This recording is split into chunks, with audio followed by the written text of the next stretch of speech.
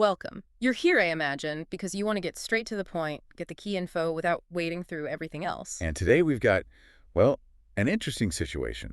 A single source. Just one piece of text. Correct. And it suggests something, pretty big, maybe. Yeah, it claims the Trump campaign chief made a secret trip, specifically to Australia, just before the elections. Right. So this text, the pasted text as it's called, that's all we have to go on. Mm-hmm. And our mission really is just to unpack what this source actually says, even if the source itself is, well, a bit odd. Okay, so let's start with the core claim. It's right there in the text. What does it say exactly? It says the Trump campaign chief secretly visited Australia before elections. That's the heart of it. Okay, seems straightforward enough as a claim. Secret visit, Australia, pre-election. But then it gets weird. Yeah. How so? The text doesn't stop there. It actually asks us, or whoever is reading it, to make a podcast about this. Take a podcast. Okay. And not just any podcast. It specifies a very particular vibe. A vibe. Like, It says, and this is a direct quote, "Goosebumps, fully charged anchor Anderson Cooper." goosebumps. Anderson Cooper. Yes. That's specific and quite evocative, isn't it? It really is. Yeah. And that's the fascinating part here. There's this huge emphasis on the style of telling the story. Rather than on backing up the story itself. Exactly. Which makes you wonder, what is this source? Is it a tip-off? A creative writing prompt? You know? Yeah, because beyond that core, claim the secret visit and this very dramatic instruction, Mhm. the text is basically empty. Completely. There's nothing about when this visit supposedly No happened. dates, no time frame. Nope. And nothing about why. Why Australia? Why Yeah, secret? what was the purpose? What was the outcome? Anything. Zero context.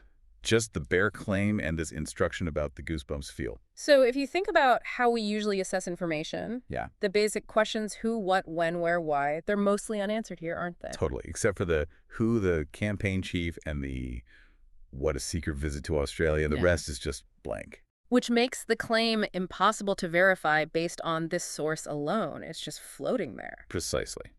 It lacks any grounding, in fact, at least within the text provided. Okay, so let's sort of recap for a second. We've got this single source. Right. It alleges a secret pre-election trip to Australia by the Trump campaign chief. Big claim. Potentially very significant, yeah. But zero evidence offered. No details. And instead of details, we get this really specific instruction about making a podcast with a certain emotional charge. Goosebumps fully charged. Yeah. So it raises a question for you listening. When you encounter information presented like this, Where the focus seems to be much more on how you should feel about it rather than what the facts are. right, what does that signal to you? What could be the intention behind presenting a claim this way? It definitely makes you pause, doesn't it? You have to wonder about the motive. And think about what would be needed to actually check this out. Like, what kind of proof would you even look for? Flight manifests, sources on the ground in Australia, it seems difficult. Very. And why the secrecy? Or perhaps, why frame it as secret in the source? Is the secrecy itself the point? It's a really curious way to share potentially important information, choosing style over substance, you know. Absolutely. So maybe the final thought to leave you with is this. In today's world, how often are we pushed towards an emotional reaction instead of factual understanding? Good question. And what happens when potentially major claims are made, but they come without that usual framework of evidence we expect?